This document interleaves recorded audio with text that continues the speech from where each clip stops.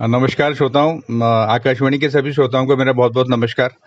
मैं Manoj Chaturvedi, chairman Bhopal cancer research and welfare association. पिछले 30 वर्षों से हम लोग इस संस्था में कार्यरत हैं और इसमें हम अवेयरनेस कैंप्स, डिटेक्शन कैंप्स और काउंसलिंग करते हैं। चतुर्वेदी जी, मैं जानना चाहता हूं कि आपने Bhopal cancer research and welfare association की स्थापना की है। इसके पीछे जाहिर है कि कोई ना कोई वजह रही होगी। हमारे श्रोताओं को बताएं कि क्या उद्देश्य इसका रहा, इसकी स्थापना के पीछे। सेवा के कार्य में तो पिछले 30 साल से कर रहा था सेवा के कार्यों में, लेकिन 2008 में जब मेरी वाइफ को कैंसर डिटेक्ट हुआ, वो भी एडवांस स्टेज का था, ब्रेस्ट कैंसर, तब हमने प्रण लिया कि हम फोकसली एक पर्टिकुलर क्षेत्र में काम करेंगे जिसमें हम समाज को कैंसर मुक्त करने की हमने मुहिम उठाई है। तो जाहिर है कि जब कैंसर का जिक्र होता है तो मन में एक ही भाव होता है, नकारात्मकता, हताशा, निराशा। तो इससे उबरने में लोगों को बरसों लग जाते हैं और इसका नाम सुनते ही कई लोग तो बहुत ही हताशा में चले जाते हैं। बताइए कि क्या आप किस प्रकार से लोगों को जागरूक कर रहे हैं इस संबंध में। मेरे साथ मेरे इस मुहिम में बहुत अच्छे डॉक्टर जुड़े हुए हैं, बहुत अच्छे काउंसलर जुड़े हुए हैं। हम बेसिकली, होता क्या है कि जैसे किसी परिवार में अगर उसको पता लगे कि उसको कैंसर हो गया है तो वो आदमी पूरा नेगेटिव मोड में चला जाता है। सोचता है कि मैं कितने दिन जीऊंगा, मेरे साथ क्या होगा, इलाज ठीक से होगा कि नहीं होगा, या होगा तो उसके बाद भी क्या गारंटी कि मैं जिंदा रहूंगा। तो हमारा सबसे पहला प्राथमिक जो रहता है वो ये रहता है कि उसको पहले पॉजिटिव मोड में लेके आना, सकारात्मक सोच रखना कि नहीं, आज इलाज आ गया है, इतनी रिसर्च हुई है, इलाज बहुत अच्छे तरीके से होता है और आप पूरे तरीके से ठीक हो सकते हो। तो पॉजिटिव तरीके से लेके आना और उसको काउंसलिंग करना, प्लस उसके परिवार वालों को काउंसलिंग करना जरूरी होता है कि अब आपको इस मरीज से किस तरीके से बात करनी है, क्या करनी है और क्या नहीं करनी है। ये तो क्या होता है, कोई भी उससे आया, बेटा कैसे शुरुआत हुई थी, तो पूरी अपनी राम कहानी बार बार दोहराता है, तो उससे वो दोबारा फिर से नेगेटिव मोड में चला जाता है। तो हमारी इच्छा रहती है कि आप उससे सकारात्मक बात करिए, हंसी खुशी की बात करिए और अपने अपने घर जाइए। वो इलाज तो अपना करा ही रहा है। पॉजिटिव मोड में लाना बहुत ज्यादा जरूरी होता है। कैंसर से लड़ना नहीं है, उसे डरना नहीं है, उस लड़ के जीत हासिल करना और समाज को ये संदेश देना है कि हम इस कैंसर से लड़ भी सकते हैं, जीत भी सकते हैं और समाज को हम दोबारा इस जागरूक भी कर सकते हैं। कुछ ऐसी घटनाएं होंगी आपके साथ जब आपने अपने इस जिम्मेदारी को निभाने के लिए जागरूकता कार्यक्रम चलाए होंगे, गतिविधियां चलाई होंगी, तो बहुत सारे आपने ऐसे केसेस देखे होंगे जो बहुत ही ज्यादा निराशा में चले गए थे। उन्हें उबारने में आपको कितना वक्त लगा और क्या फीलिंग हुई आपको।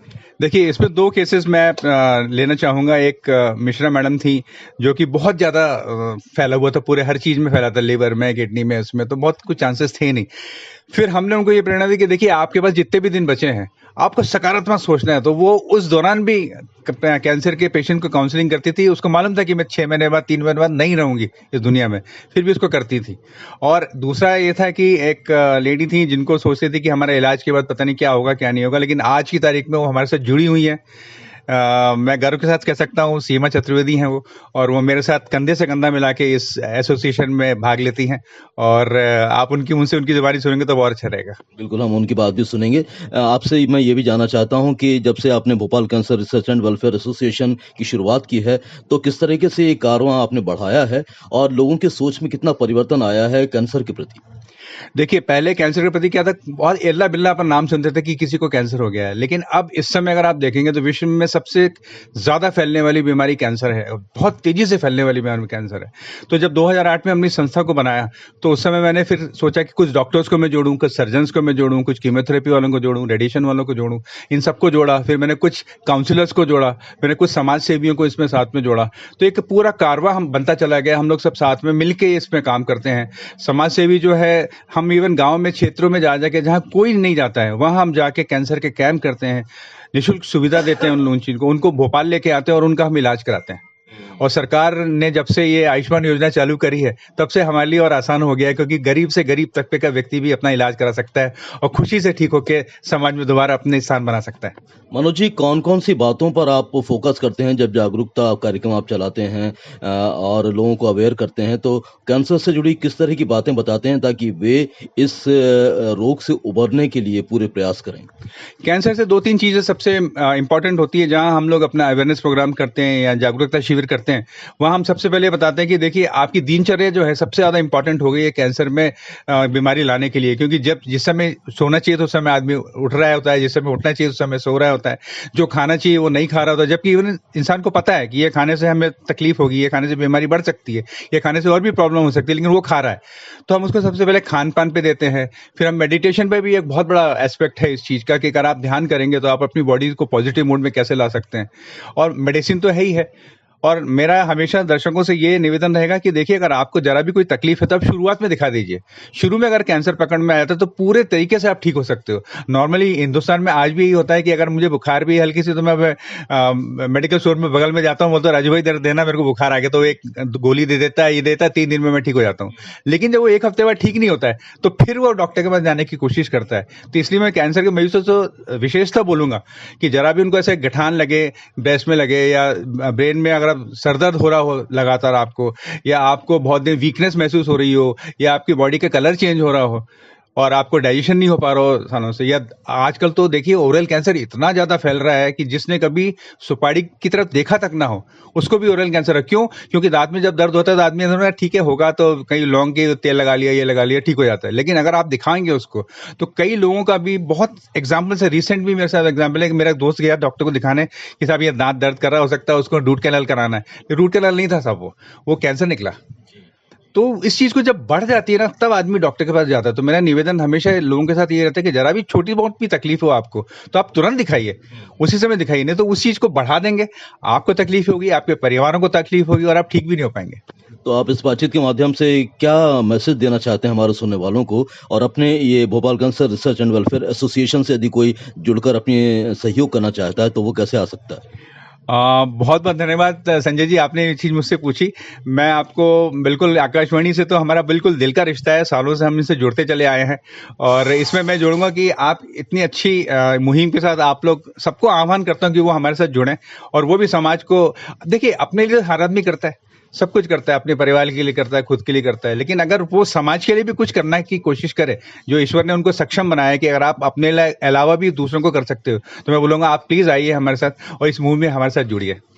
आपका हम बहुत बहुत धन्यवाद देते हैं और उम्मीद करते हैं कि आपने जो मुहिम शुरू की है उससे ज़्यादा से ज़्यादा लोग जुड़ेंगे और कैंसर की बीमारी को हराने के लिए अपना योगदान देंगे। Thank you so much. बहुत बहुत धन्यवाद Sanjay ji, thank you so much. हमारे साथ सीमा जी भी हैं, मैं जान लेता हूँ सीमा जी से भी कुछ बात कर लेते हैं। सीमा जी बताएं कि जब 2008 में आपको कैंसर का पता चला तो आपके मन में किस तरह के भाव पैदा हुए? जैसा कि नाम से ही लोग सुन के घबरा जाते हैं, उस तरह मेरे को भी वैसे ही महसूस हुआ। फिर चूँकि मेरे पति के बहुत सारे मित्र हैं, डॉक्टर मित्र हैं, वो लोग हैं, उन लोगों के सहयोग से उन्होंने हमको बहुत सांत्वना दी, बहुत मार्गदर्शन दिया, उसमें हमको काफ़ी मॉरल सपोर्ट मिला, जिसके कारण आज मैं इलाज कराया और उससे लड़कर मैं आज मतलब गुड फील कर रही हूँ और समाज में उसके लिए काम कर रही हूँ। कैंसर का जब इलाज होता है तो बहुत आसान नहीं होता है, कीमोथेरेपी होती है और उसमें जो पेशेंट होता है उसकी हालत बयां करना बड़ा मुश्किल है। तो किस तरह के आपके साथ भी इस तरह की पीड़ा आपको झेलनी पड़ी? चूँकि मैंने जैसे बताया कि जो डॉक्टर थे वो हमारे एक फैमिली फ्रेंड ही थे, तो उन्होंने मुझे पहले से ही अवेयर कर दिया था कि आपको अगर कीमो होगा तो बालों का ऐसा हो जाएगा, ये प्रॉब्लम होती है, तो मुझे वो पहले से ही समझा देते थे कि इस तरह की प्रॉब्लम होगी और इलाज उसका बहुत पेनफुल होता है, उसको बहुत सहन करके करना पड़ता है, इसलिए बहुत आपको पेशेंस रखना पड़ता है, जिससे आपको ऐसा लगता है कि अगर आप इलाज ना कराएं तो ज़्यादा अच्छा है, मतलब हार जाता है इंसान, इलाज इतना ज़्यादा कठिन होता है इसका। तो आपने हिम्मत रखी, हौसला और जज्बा बनाए रखा और उसके माध्यम से आपने कैंसर जैसी बीमारी को हरा दिया। अब कैसा फील कर रही हैं और मनोज जी के साथ जुड़कर आप किस तरह की गतिविधियों में सहायता करती हैं? जैसे कि अभी आपने सुना कि वो उन्होंने एनजीओ स्टार्ट किया है, जो हमने प्रॉब्लम्स फेस की थी, जो फील किया था, तो हम ये चाहते थे कि हम आगे लोगों को कम से कम उससे प्रॉब्लम से ना फेस करना पड़े, उनको कुछ हम समझा सकें, कुछ मॉरल सपोर्ट दे सकें, तो इसलिए हमने एनजीओ स्टार्ट किया।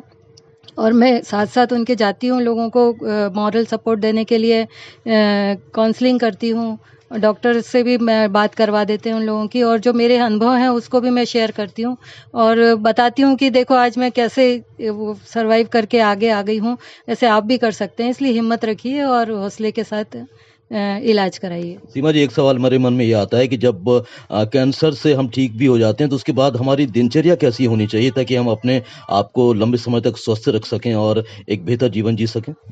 दिनचर्या तो किसी भी बीमारी के लिए आपको दिनचर्या में डिसिप्लिन रहना बहुत ज़रूरी है।